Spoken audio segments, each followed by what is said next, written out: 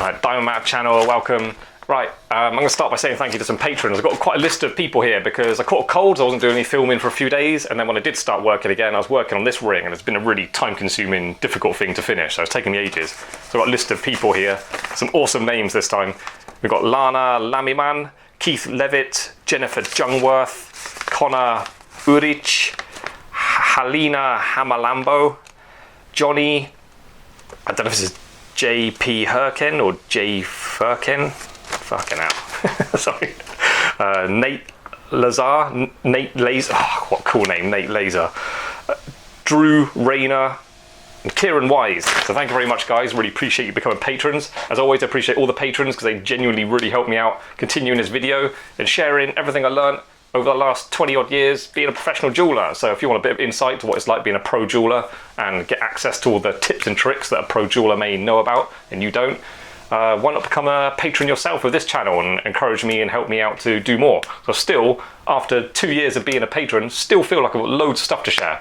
It's just all time and making the videos and getting them out there. So just one by one we're getting through it all. Like, sort of got the plan of just trying to share everything I learned over the years.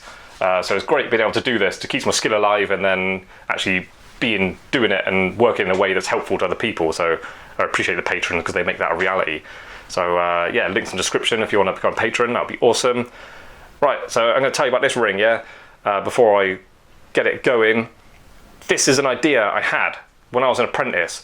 When you're an apprentice, it was traditional. Was years ago anyway, I don't know about anymore, but it was traditional. When you finish your apprenticeship, you make your masterpiece. So it should be your design.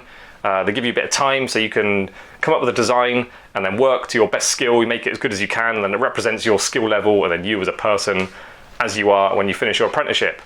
I didn't get to make one because by the time I finished my apprenticeship, I was just like a key worker in the workshop. So I was just tied up doing customers' work, basically. So never really got to do one.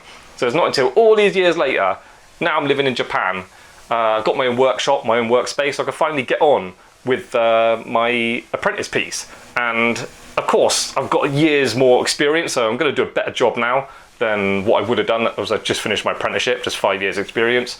But I am sticking true to my design idea I had. I had an idea of, I even did some sketches with these sort of Y shapes and like ovals and stuff going to a point, overlapping each other as like a shoulder. So I have, well, I changed it, well, I'll explain in the video. I changed it a little bit as I finished it differently to my original plan, but I basically made what I designed literally 20 odd years ago.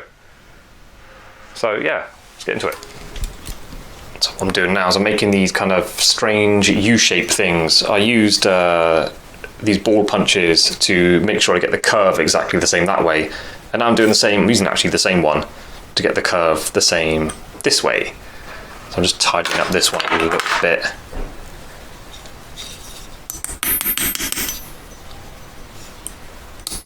In the middle, I'm just trying to make sure I get it all curved the same.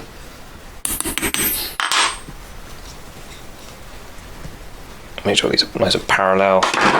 So I need two that bend that way and then two bend the opposite way because, and then these are going to go together like that. This is going to go down the shank. It's like a decoration I'm doing. And they're going to go around, no, sorry, this way. So these are all going to be pave set, yeah. They're going to sit around it and have the same go in the other side. And then that's not all as well. There's a shank's going to go kind of around those in a bit of a clever way as well. So this is kind of what I had in mind. It's not totally what I was thinking of like 20 odd years ago when I initially kind of come up with this idea. But now I'm making it, it's making sense kind of what I want to do. I'll tell you what's really nice is making jewellery free from the restraints of, is it going to be sellable? Is it going to end up too expensive? Am I making it the way my boss wants me to make it? Am I wasting metal? Just all of that is not relevant. Just making your own creation, your own design, doing it when it suits you. There's no pressure on, no deadlines or pressure to get it finished. Just do it how you want it, when you want it. It's a really nice feeling of freedom. And I think that's what's drawing me to move towards contemporary jewellery. I want to get into it, and I'm already doing a few experiments and getting a few new ideas going. just that feeling of freedom after years of being restricted, only doing what customers want or customers have put deposits on, and having to make it in a way that I was told to make it. Kind of like imprisoning your skill a little bit. So it's nice just to work on my own stuff and make things exactly how I want to make them. So I'm just looking around this now. I like when I check my claws on the collets, the way I kind of maneuver, I sort of rotate it around and tilt it, make sure everything all lines up nicely. This is a little bit wonky, but all I've got to do is just pull things about with the pliers. Like these two longer ones, one looks, yeah, this one looks like it's going off that way. But, oh yeah, you can really see it. Yeah, checking my curves. It's not too bad. It's only a small tweak away from being really good. Okay, so it's been a long time since I've done anything to this ring. The last couple of days I've been working on it. It's probably very different since last time I did any filming. I can't remember when that was or what I said. It's been a long time, possibly even a year, been ages. So this is what I got so far. I'm just sort of bumbling along with it because I haven't really got a definite design in my head. I just sort of know sort of what I want to do and what I want to achieve with it. So I'm just sort of feeling my way along with it. So I've got this so far, just putting little facets on that bottom bezel. And then I've got these claws. They're quite flat, straight, but from the side, a bit rounded. I've got a lot of straight lines, but because this is curved that's going around the collet, it's sort of a mix of curves and straight lines. So they're going to go on like that. And then I'm working to this stone, which wasn't the original stone, I think, when I started making the idea. I just preferred this one, just straight sides. I did the bezel, I did the setting edge video with this stone. So this is what I'm working to make the collet. So I've changed direction again since I was last filming. I think I showed on film, I had a square under bezel attached to a shank. I was enjoying how the top was like emerald cut and the bottom was square. It sort of worked, but as I progressed with it and sort of looked at it and held it and worked with it, I decided I didn't like it. So that's off now. Just showing you this bit, because these are extra chunky claws where I put them on. It was really useful having them quite heavy, because I could sort of play with the angles, I could bend it, and they're still thick enough to file it. So they're quite thick, but I'm going for this rounded edge. They're sort of square on top, but actually it's quite a smooth flow down the outside of them. So I'm just neatening that up now. Doing paper discs around the sides, needle file, this one's quite chunky, needle file down the outside, just working around it, getting them all the same. And I'm going to mirror this shape like you would normally do for the under bezel. Just to mention again for people just skipping through the video, this video is not about me teaching you what I'm doing here. I'm just sort of showing you progress in stages, because using the video and thinking about camera angles and stuff and trying to show you clearly what I'm doing takes my skill away. I can't do things as well as normal. I work slower and I work sort of slightly less skill level as well. So I want to concentrate on what I'm doing here, because I've never done anything like this before and it's quite difficult to do. I'm sort of going backwards and forwards a bit. I'm trying things and then not liking them, then going back and then changing them. So I'm accepting that as a way I'm going to proceed with this, but I want to be able to concentrate fully on what I'm doing. So anyway, this is just a quick update. Just put a shank on there, and then this might be cut off. I think I don't need any more than sort of the first quarter there, because I'm planning on doing a sort of split shank thing, going up to from there, sort of splitting open, then going up to the top again. So I put it on so at least it's held in this position, and I can use that as a guide for figuring out the shoulders and stuff, how I want it to look. But yeah, the whole thing is kind of experimental, really. So here's a good example of this being experimental and me not really knowing how to proceed. I put that shank on and then I had to pull it off, because this stage I want that to fit in there, and with the shank on I couldn't keep putting it in, because I've got these support bars on there to hold all these 4 bits in position. I made that as one piece. Well, I made it as all these different sections soldered together, but I need to cut spaces out for these claws to fit in. So with the shank on, I couldn't put it in there, so I'd pull the shank off again. So I soldered it in, and there you go, I'm just sort of quickly cleaning it up, just tidying up the joins on this side with a rubber wheel and my mini whizzer, available in the online shop, links in the description.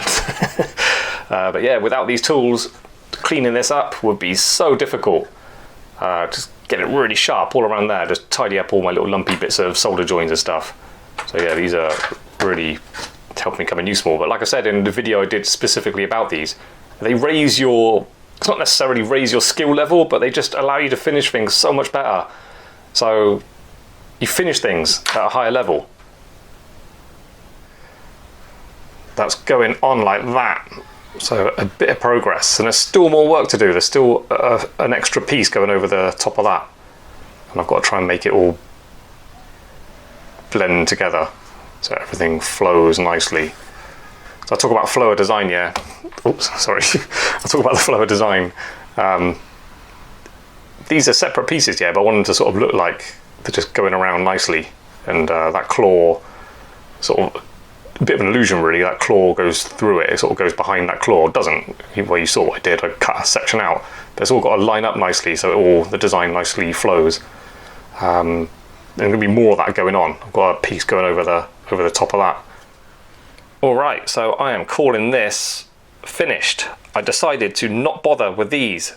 It's a shame because that was like part of my original idea for it. I really wanted a sort of Y shape going that way and then this go into a point. So you got the curves going opposite each other. What killed it is just looking at it from the side. I hadn't really thought, like this and that have to go to the top. But then you need something going to the under bezel. So looking at it from the side, you've got like 3 sections there and there's just too much going on. Unless everything's really, really delicate, the way I've made it, I'm not going to get away with it. It just looks too busy, too chunky, too metallic.